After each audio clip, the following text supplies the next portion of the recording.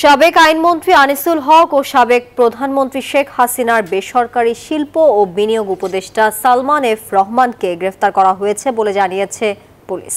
Deputy commissioner Mohammad Bainul Hasan জানান, রাজধানীর new market থানার একটি মামলায় এই দুজনকে গ্রেফতার করা হয়েছে।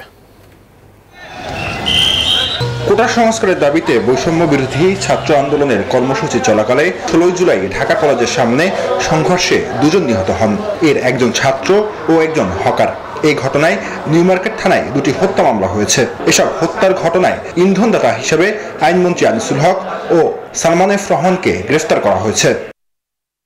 ডিএমপির জনসংযোগ বিভাগ থেকে পাঠানো একটি খুদে বার্তায় বলা হয়েছে, নৌপথে পালিয়ে যাওয়ার সময় ঢাকার সদরঘাট এলাকা থেকে সালমান এফ রহমান ও সাবেক আইনমন্ত্রী আনিসুল হককে গ্রেফতার করেছে পুলিশ। আনিসুল হক সাহেব আর সালমান এফ রহমান কি গ্রেফতার নাকি? জি ভাইয়া, জি। কোথা থেকে? সদরঘাট। কিছুক্ষণ আগে, আজকে বিকাল বলতে পারেন। আচ্ছা, থ্যাংক ইউ ভাইয়া, থ্যাংক ইউ। তারা এখন কোথায় আছে? এখন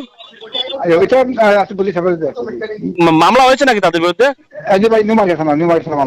ছাত্র জনতার আন্দোলনের মুখে শেখ হাসিনা 5 আগস্ট প্রধানমন্ত্রীর পদ থেকে পদত্যাগ করে দেশ ছাড়ার পর তার মন্ত্রিসভার সদস্যরা আত্মগোপনে রয়েছেন। আওয়ামী লীগ নেতারাও আছেন আত্মগোপনে, কেউ কেউ দেশ ছেড়েছেন বলে খবর এসেছে। জুবারসানি, নিউজ 24, ঢাকা।